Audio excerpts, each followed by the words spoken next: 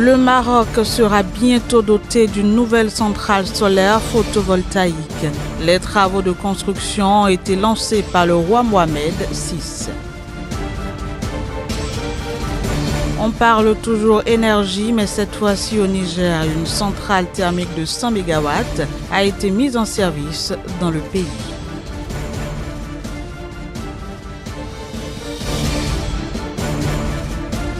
Puis filière cacaoyère en Côte d'Ivoire, le gouvernement a fixé à 700 francs CFA le prix du kilogramme de fèves pour la campagne intermédiaire de production 2016-2017.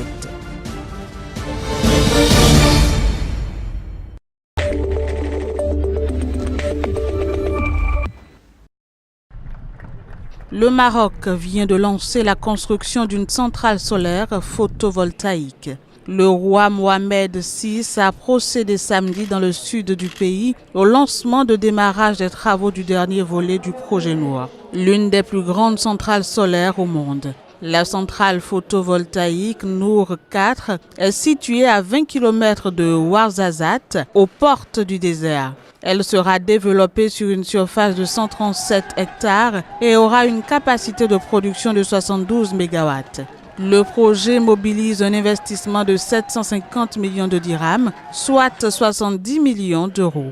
La centrale produira de l'énergie électrique directement à partir du rayonnement solaire capté par des cellules semi-conductrices. Financée principalement par une banque allemande à hauteur de 659 millions de dirhams, soit 61 millions d'euros, Nour 4 entrera en service au premier trimestre de 2018. Elle sera exploitée par un consortium entre l'Agence marocaine pour l'énergie solaire et la société saoudienne Aqua Power, qui avait également remporté l'appel d'offres pour les autres phases du projet.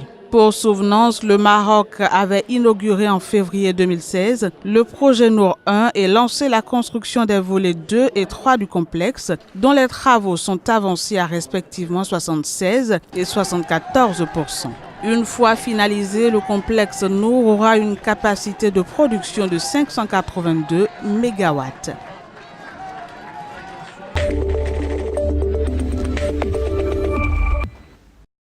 C'est un pas important que le Niger vient de franchir dans sa marche vers son indépendance énergétique. Un pas réalisé avec l'inauguration et la mise en service ce dimanche 2 avril 2017 par le président de la République Issoufou Mahamadou de la centrale thermique de Gorubanda. Coût total de 75 milliards et demi de francs CFA, dont 50 milliards de la BOAD, 17 milliards 310 millions de francs CFA de la Banque islamique de développement et 8,185 milliards de francs CFA de l'État du Niger. La centrale thermique de Gorubanda a une capacité totale de 100 MW. Il s'agit d'un projet énergétique. Nous avons là derrière nous 80 MW, ce qui permettra certainement de réduire les coupures intempestives que connaissent les populations de Niamey et ses environs. C'est un pas important vers la couverture des besoins en énergie au-delà de Niamey, de l'ensemble du Niger. Les organisations de consommateurs et de droit à l'énergie saluent l'avènement de cette centrale qui va améliorer les conditions de vie des populations nigériennes. La réalisation de la centrale électrique de Gorubanda visait effectivement à aller vers notre souveraineté énergétique. Et à l'heure actuelle, Gorubanda s'inscrit surtout dans l'amélioration des conditions de vie des Nigériens.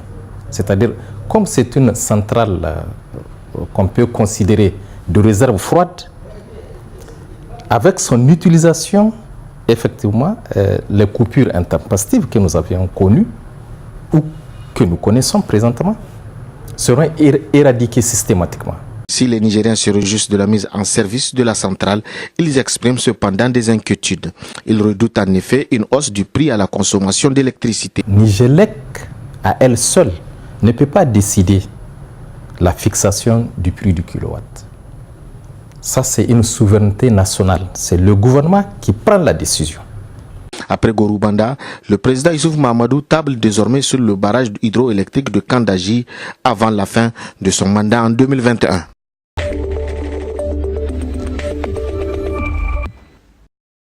Au Niger, les bons du Trésor émis par le gouvernement le 30 mars dernier ont reçu des souscriptions pour un montant de 20,38 milliards de francs CFA. Cela représente un taux de couverture de 67,9% des 30 milliards de francs CFA soumis en adjudication par le pays. Toutefois, les autorités nigériennes ont décidé de ne retenir que 19,3 milliards de francs CFA. En ce qui concerne les taux offerts par les investisseurs, ils ont oscillé autour d'une moyenne de 6,2%. Même si le taux des souscriptions à la présente émission se situe en dessous de 100% obtenu en janvier 2017, il est en amélioration comparé à celui de l'émission du 24 février qui n'avait enregistré que 60% de souscriptions. Toutefois, on peut noter un repli du taux marginal sur les offres de placement avec une maturité de 364 jours qui a été de 6,7% contre 6,9% en février. Avec cette dernière opération, le Niger aura mobilisé en tout 64,2 milliards de francs CFA sur le marché des capitaux de l'UEMOA au cours du premier trimestre de l'année 2017.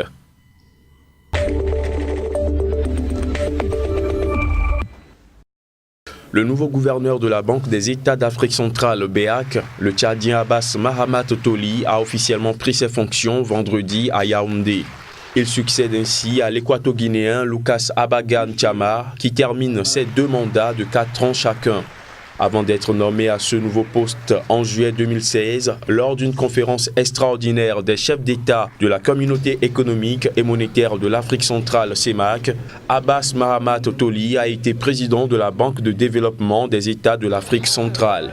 La BEAC est une banque commune à 6 États de l'Afrique centrale, à savoir le Cameroun, la Centrafrique, le Congo, le Gabon, la Guinée équatoriale et le Tchad, qui ont en commun le franc CFA comme monnaie unique.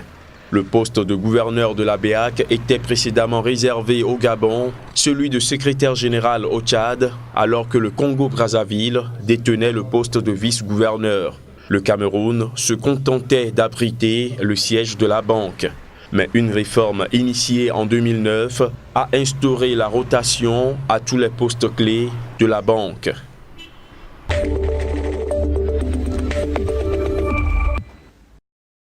La Banque africaine de développement BAD vient d'approuver un financement de 253 millions de dollars dans le cadre de l'amélioration des infrastructures routières reliant le Kenya et l'Ouganda. Sur ce financement, 147,3 millions de dollars seront destinés à Nairobi et 105,7 millions de dollars à Kampala. Cette intervention de la Banque africaine de développement BAD entre également dans la ligne de sa stratégie décennale en contribuant à l'intégration des pays de l'Afrique centrale, en améliorant la qualité de la vie et en fournissant des facilités socio-économiques pour les populations de la zone concernée. Le dit financement apporté par la Banque africaine de développement BAD permet de couvrir 89% des coûts totaux du projet côté ougandais et 88% côté kenyan. Les gouvernements de Kampala et de Nairobi y contribueront respectivement à hauteur de 11% et de 12%.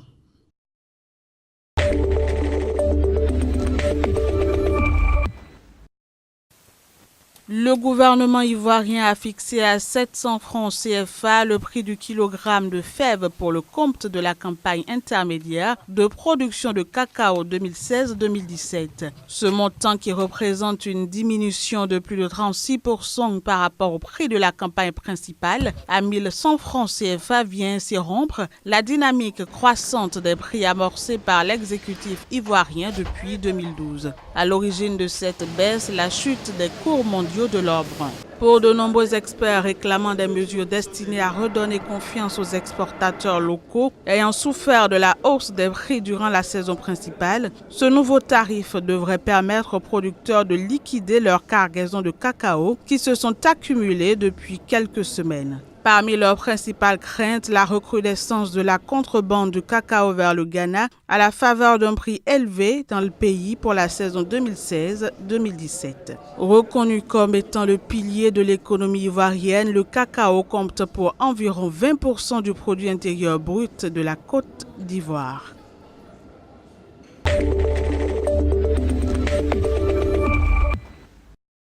Le Kenya a bénéficié d'un prêt de 122 millions de dollars de la Banque européenne d'investissement BEI pour l'augmentation de la capacité de la centrale géothermique d'Olkaria 1. Avec ce financement, cette centrale géothermique devrait voir sa puissance passer de 70 à 140 MW. À travers un communiqué, l'institution bancaire a annoncé que ces fonds devraient servir au financement de forages de puits, de systèmes de collecteurs de vapeur et d'installations d'interconnexion des centrales. Le Kenya nourrit l'ambition de développer d'ici à 2030 5530 MW de centrales géothermiques. À la date d'aujourd'hui, le parc géothermique du pays a une capacité de 636 MW et se positionne ainsi comme le 7e producteur mondial de ce type d'énergie. Il faut dire que la Banque européenne d'investissement n'en est pas à son premier appui financier au secteur énergétique kényan. La BEI a déjà participé au financement de la centrale éolienne du lac Turkana et au projet Last Mile Connectivity qui ambitionne de connecter 1,5 million de personnes au réseau électrique d'ici à 2020.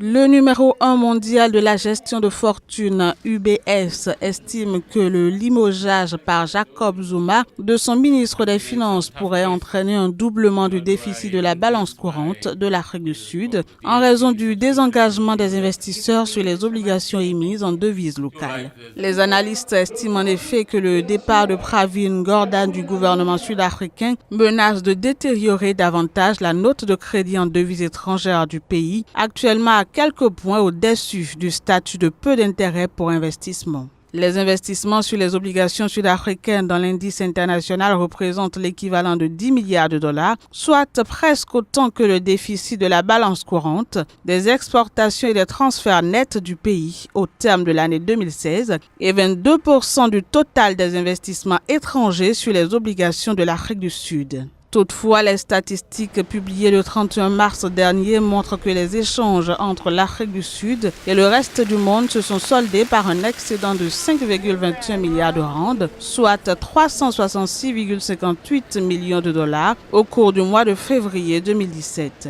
Une performance rendue possible grâce notamment à une hausse de 9,4% de ses exportations, conjuguée à une baisse de 9,7% de ses importations.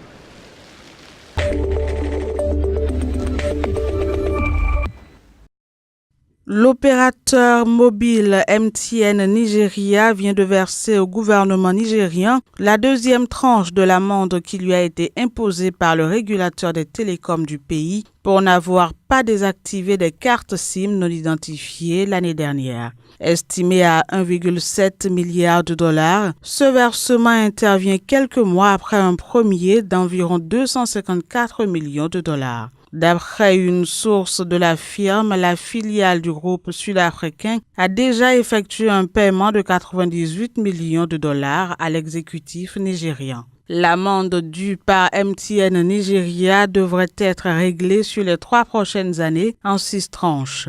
Les faits remontent à octobre 2016 où la compagnie a reçu une amende de 5,2 milliards de dollars pour n'avoir pas désactivé plus de 5 millions de SIM non identifiées. Toutefois, le montant a été réduit à 1,7 milliard de dollars suite à la signature d'un accord entre le pouvoir exécutif nigérien et MTN. Selon cet accord, l'opérateur devrait s'introduire sur le Nigerian Stock Exchange. En ce qui concerne la non-identification des cartes SIM, le gouvernement nigérien a mis en place plusieurs mesures répressives afin d'y mettre définitivement terme.